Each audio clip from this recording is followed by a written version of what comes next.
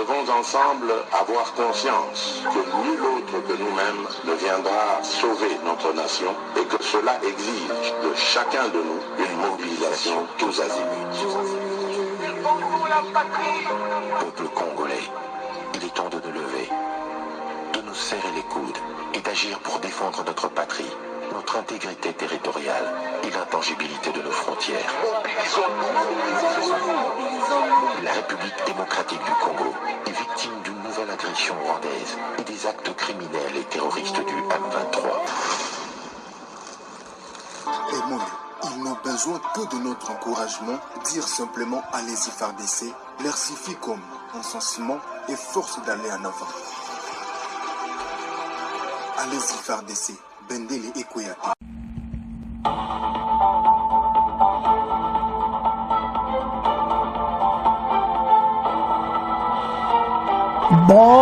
Bonsoir, bonsoir, bonjour, c'est Congo News 24. Bande Konanga, comme toujours avant de commencer notre émission, nous disons merci à Dieu. Nous disons merci à nos chers abonnés et téléspectateurs qui nous suivent partout dans le monde et en RDC. Bande Konanga, soyez les bienvenus. À la une, chers téléspectateurs, on va commencer cette émission Bandeko. Suivez Moutamba. Soko Boyi réforme judiciaire quitter la RDC. Justice est malade. Ezaya ko inda esie indi. Bandeko Moutamba ayindi sina ndenga moketi. Tokoyoka tokoyoka pe ndenge nini ba démontrer yango. Tous à la connecter. Deuxième point, chers téléspectateurs. Le gouvernement va livrer tous les noms des présumés auteurs de crimes à l'Est. Bakombo Ebani, Akopesa tous les Bakombo. Match à Moboulou, tous à la connecter. Peut-être développer mon émission. Chers téléspectateurs, émission Nabse Bandi et commettant tout cela ensemble, ma soleil en boca. Bande Kotoko Kende directement à Kinshasa et pas un message quoi Constant Moutamba bandeko ayindi sina nenga mukiti ba tourner zo continent zo lobaka donc partout consultation populaire allo bien la justice comme les malades passe à quoi l'axabiso à mon peut faire démontrer yango. Yemo comme ministre de justice, mutabimisi vidéo. Comment la justice des malades, la situation on peut ndeni elekaki. Bandeko justice d'absurde pe wuti. Ezama watu. Yangwana bo wana oyo basala sala mabe ba komena problème. Tu ça qui bino. Mais Moutamba l'a dit aujourd'hui. D'abord, il a démontré comment la justice est malade. Il a été dans les consultations populaires. Il a entendu ce que le peuple lui a dit. Et puis, en même temps, il a la conclusion passe le 6 novembre. Il a tambola. Botalo abimisi na boma. Na Congo central. Na prison qui plutôt so taliba prisonnier. Et sengo ba makamboze belé oyasali. Mais, peuple à lobby, justice febika. Mususaye, ngaba botola nga lopango, ngaba sala nga boy. Bandeko, même bango ba juge wano zomona, bazape parmi ba makambo mususu. Et yane ba juge usu ba funda ba onkana makambo yu. Ba justice ba bomi yango. Moutamba ya la musango bino ba contre. Alors, mais comment vous allez contre? Je suis encore jeune. Ngakutu mutu na kolinga na continue na makambo wana ba aventure wana ya uyiba mbongo l'État. Menga na za jeune na le bito zo makambo na mesa, to tia makambo sérieux. Comment bino ba mafieux? Azo benga ba mafiateur. Bozo lingati. Abi je vais le faire. Apesi ba on kaka solution moko. Soko lingi réforme te kite mboka. ke luka mboka na so biso atolobi ti abi kite na yo ke luka soki wapi awa réforme zo continue bana ebisio ba magistrat baza contre Mutamba baza na problème sérieux alors alobi ki ako continue parce que omoni ba magistrat na biso baza na batu na bango o basala sala mabe mais bazaki protéger na justice wana donc bakanga bango te bakangi après babimise liberté provisoire tant 20 000 $. Tala basalela e bayeba ete bambongo to bale ekoyela bango ngai alors alobi mais ça ne va pas nga Mutamba kud nazana bino oso tali bango to bavia magistrat ce sont des vieux des juges là. Ils disent voilà Mutamba, mais Mutamba ça qu'est-ce qu'il a fait du mal? Et moi je ne comprends rien boza contre alobi soko sepelite changer na yomboka pour awa réforme zo continuer. On va commencer à faire sortir tous les cadavres dans les placards et bima cadavre nyonso ebima na kati ya placard mission chef de l'état alobi akotikati bosalo bolingi Mutamba masolo kitoko alors tokoyoka ye mais d'abord il a démontré ndeni la justice est malade et comment ndeni toko avancer bandeko situation eza ya kosakana te Mutamba ye nango ba magistrat balingi yango te parce eza un clic à batu ya bebele baliaka ba dollar bango le nyonso bokangi mutu la raison la plus forte pesa la allez mutu wana na prison yotika libanda. Voilà ce qui se passe et Mutamba vient de briser tout ça. Habite tout le monde est égaux devant la loi quel que ce soit, il a dit ça. Alors Tolanda d'abord démonstration. Après, Toyoka Yemei, son excellence, ministre d'État, ministre de la Justice, Constant Mutamba. Masolo Kitoko, to avance. Oh, Mutamba, en consultation populaire, ils ont continué. Quelle thérapie pour la guérir? La justice, pourquoi la justice congolaise est-elle malade? Yango Anabandeko. Consultation bandeko populaire réseau Salama parce que les états généraux vont commencer bientôt, je m'excuse. Alors au mois de novembre et bandi il fallait y clôturer tourner naé pe amema belema palpable na les états généraux. Alors sans plus tarder Tolanda comment la justice est malade.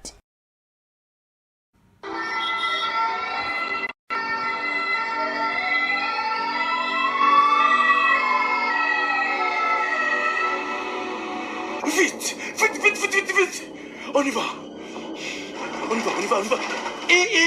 Justice abeli. Mama monwe. Ça la boité. Nga moteme souka ka pomba. Moteme souki. Docteur, ça a l'air grave et très sérieux. Je sais et je vois. Pour sa guérison, c'est une affaire de tous.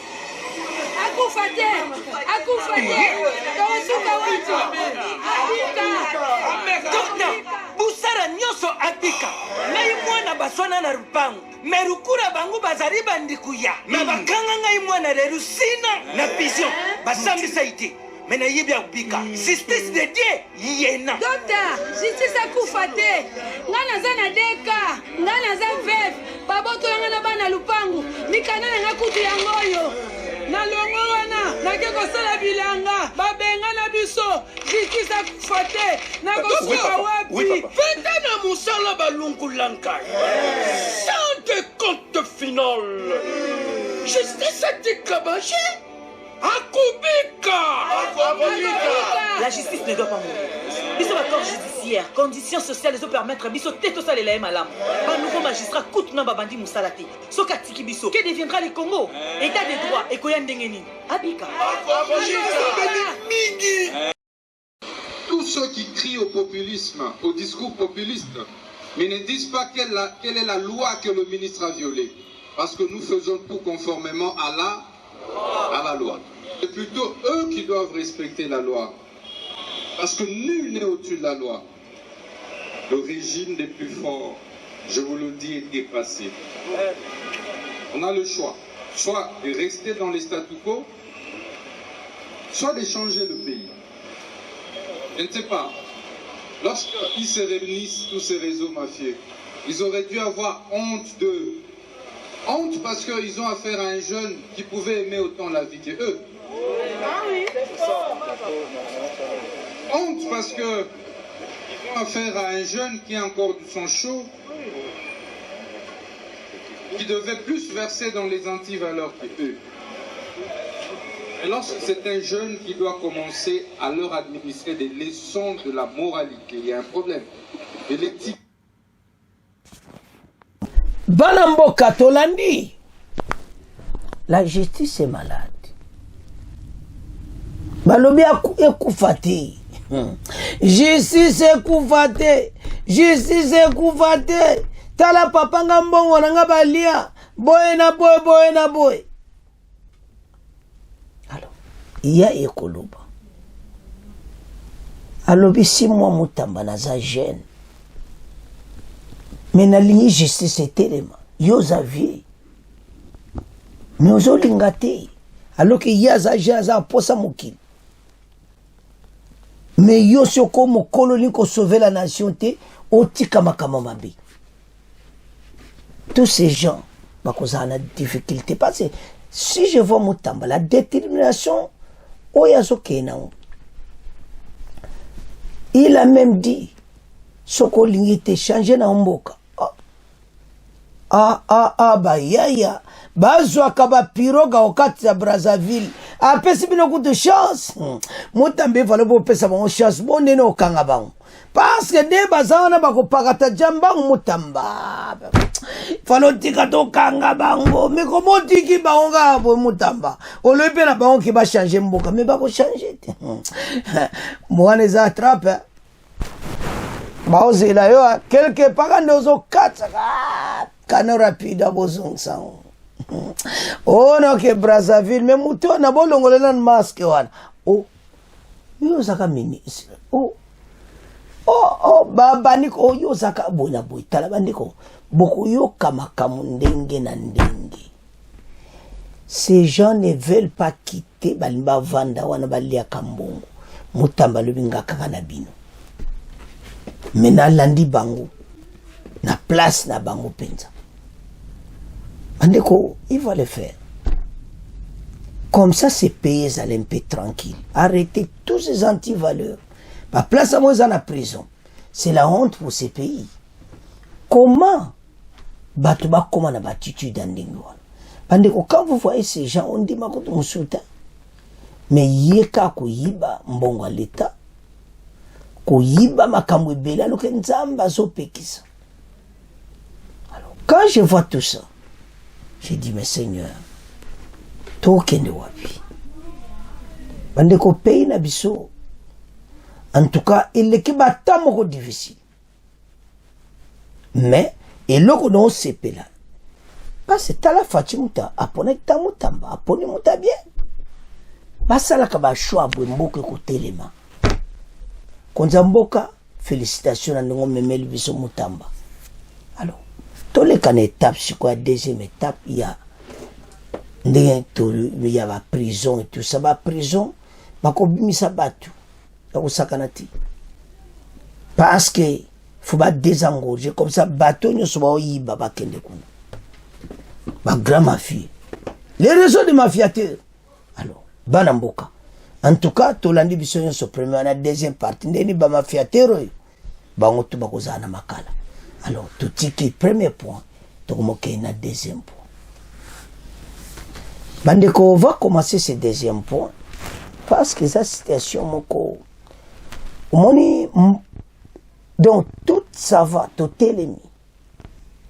Pays maintenant balingi lisuata likamo côté à pambele kanamisto on va agir directement. Alors vice-ministre de la justice azaki na CPI. Alors il y a na liste nyonso. Ya batwana nyonso banda na yemei na est tina se. Ba liste wa nyonso azopesa na CPI. Tous ces gens seront aux arrêts. Azana ba téléphone. Bango pene baza bana place à kokimate. Il faut ba zana bango bateau yo qu'il paye. Oyo basalaki ba futa oyo bas parce que bandeko c'est difficile. Basali mabena ndenga mukiti. Alors, ce beau pays elingi émerger. Bandeko yo tala procureur wanako ayaka kutana kana fachi.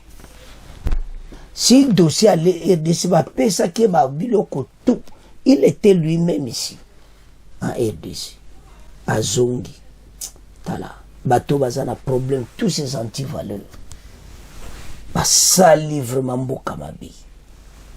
Yanto ça bandeko nyonso totelema parce que pays na biso so na otala côté wuti Kagame ses hommes ministre vice-ministre de justice alobi azana liste akotanga bango ko livrer bango na CPI yemoko azana liste ya bato wana nyonso tous ces criminels na RDC azana liste na bango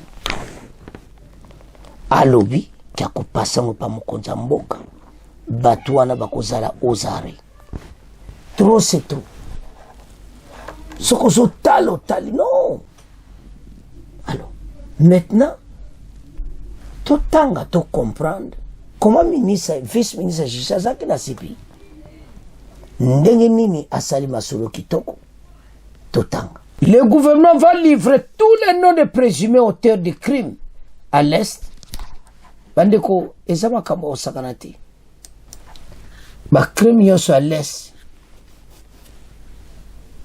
ezala vraiment cité et tous ces noms toute personne oyokaka les présumés auteurs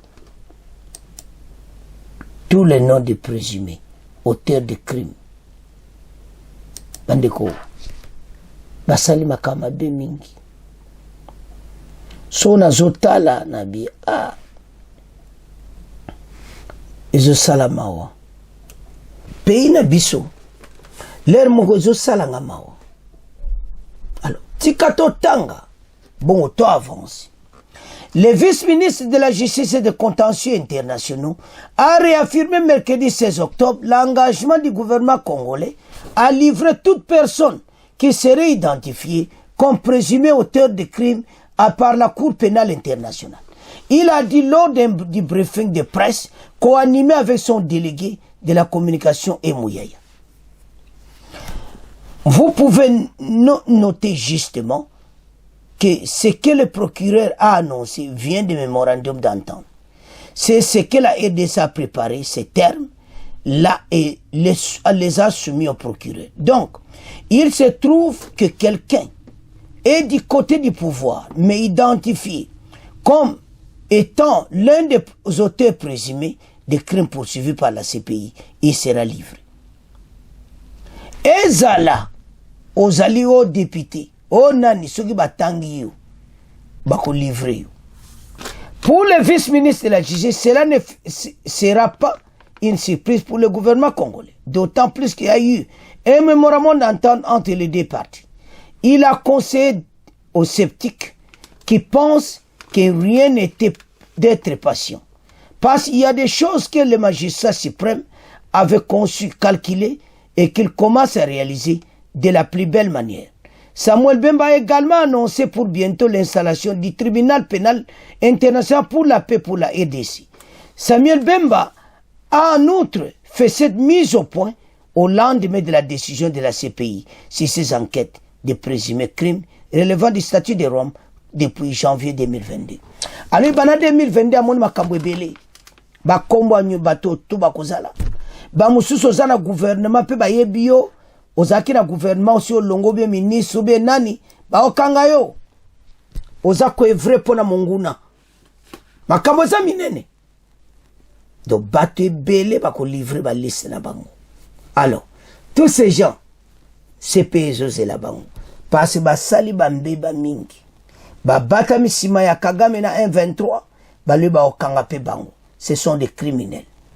Alors soto otala parce badossier nyonso bapeseke na maboko ya kon ntango ayaki na RDC azwaki biloko nyonso parce que tokokontinue te na bato baosala mabe babatami na nsima bakanisi bakobatama et comme tant qu'on livre bango. Alors vice-ministre Jussi alobi je connais ayebi bango nyonso ako livre bango match eza mobulu.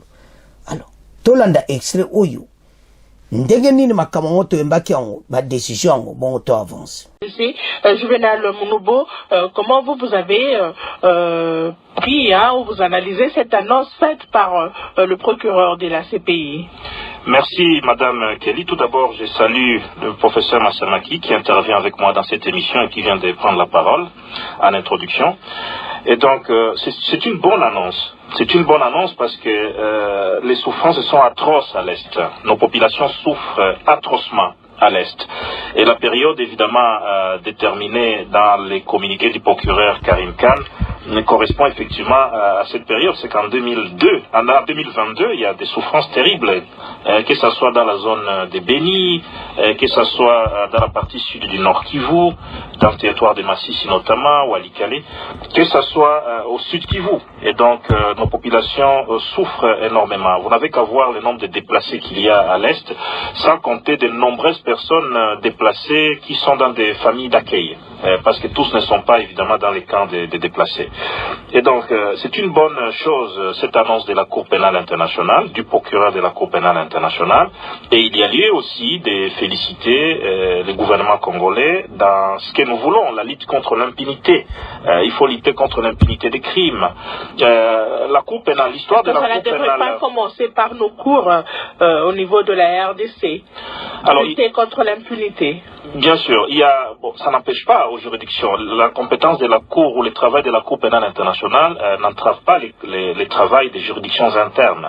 Les juridictions congolaises, la justice militaire notamment, doit poursuivre les crimes, tous ces crimes internationaux graves qui relèvent de la Cour.